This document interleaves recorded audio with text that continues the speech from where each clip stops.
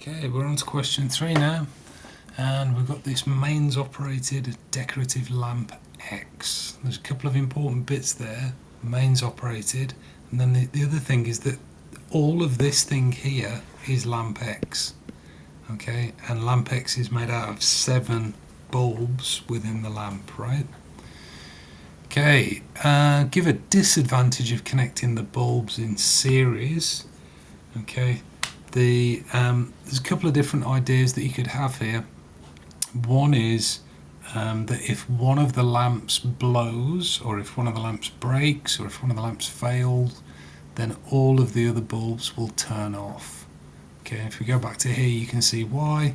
Okay, if there's a break anywhere in a series circuit, then there isn't an alternative path for the current to flow around. So if one bulb blows, all of the other bulbs will turn off as well.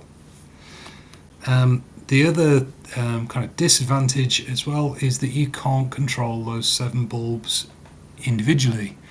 They're either all on or all off. Okay, so there's a couple of different disadvantages of connecting the bulbs in series. Now, next bit suggests an advantage of connecting the bulbs in series. I think this is the most difficult question in the paper because there really isn't many advantages of connecting a bulb the bulbs in series in this way. I guess the only one advantage that I could think of was that you only need one switch. There's your switch, and that's going to control all of those bulbs at the same time. So you only need one switch, but other acceptable answers were that it takes fewer wires to make a series circuit than a parallel circuit. It takes less wires, and that the lamps are less likely, that the bulbs are less likely to overheat, because obviously the mains voltage is going to be shared between those 7 lamps. Okay, I thought that was really tricky. I couldn't think of a very good advantage. For this next bit, it's asking us to calculate the energy, and it's told us the voltage across each bulb. So I'm going to start writing some stuff down. We've got V equals 33 volts. It's told us the current. That's 85 milliamps. Oh, milliamps. I've got to do something with that, haven't I? Now, how many millimeters are in a meter? There's 1,000 millimeters in a meter. So how many milliamps in an amp? There's 1,000. So to turn that into amps, I'm going to have to divide by 1,000. Okay, so that's 85 divided by 1,000, and that gets me 0.085 amps. And it's told me the time, which is 2.5 hours. And again, they've been a bit sneaky here, aren't they? Because we've got to convert that into seconds, and you can multiply by 60 to turn it into minutes, and then multiply by 60 again to turn it into seconds, or you can do 2.5 times by 3,600, and if my maths is correct, that will get you 9,000 seconds for the time. And then it's asking me for the energy transferred, so that's E, so that's the thing that I'm trying to find. But here's the sneaky bit, it's 2 lamp X, right? And they've only given us the voltage across each bulb. And how many bulbs are there? There's 7 bulbs. So that 33 volts needs to be multiplied by 7 before we can use it. Okay, so we're going to multiply this voltage by 7 before it's going to allow us to work out what we want to work out. And 33 times by 7 is 231.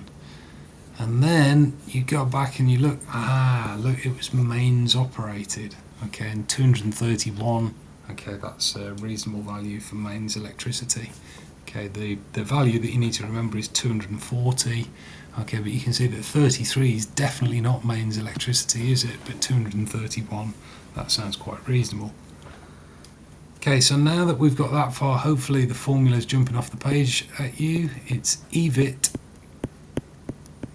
Okay, so, and then we're going to do the substitution step. We're going to substitute in 231 for the voltage, 0.085 for the current, and 9,000 seconds for the time.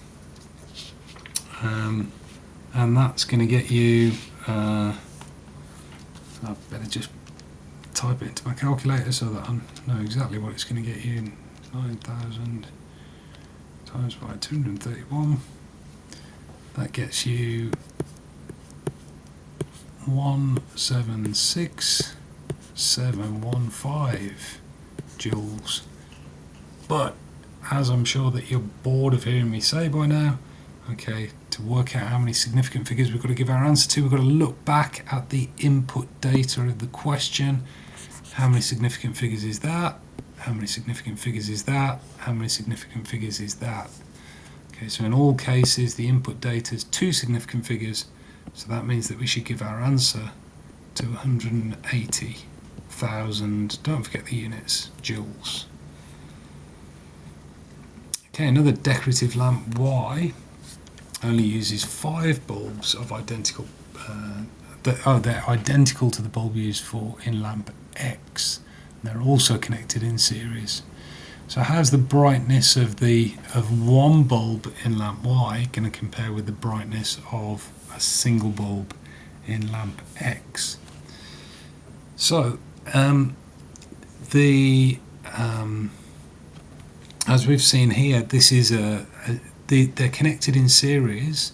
So the 231 volts from the main supply is, it's going to get shared out like that, isn't it? 33 volts for this lamp, 33 volts for this lamp. Okay, do you remember our little table that we drew here? Okay, and that's, look, the voltage in a series circuit gets shared.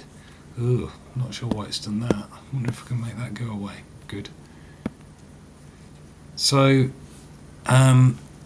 in this lamp, in lamp X, they're all getting 33 volts. But what would happen if we took that 231 volts and we just shared it between 5 bulbs? Okay, in a 5 bulb lamp, you've got 231 divided by 5, so each of the lamps is going to get 46.2 volts, right? Okay, so each lamp is going to get a greater voltage. Okay, now look, it's a 3 marker, so I'm trying to say three things, right? Okay, so first of all, each lamp gets a greater voltage, and you could even say what the voltage is. Each lamp gets 46.2 volts. Okay, but they've all got the same resistance, right? So if we look at this formula, if this number here stays the same and this number here has increased, then that means that the current is also going to increase, and it's actually the current that determines the brightness of the lamp, right? So because the current is the voltage is increased, therefore the current's increased, therefore the brightness of the lamp has also increased. Okay, so there you go, there's your 3 bullet points to get you 3 marks. And that's the end of the question.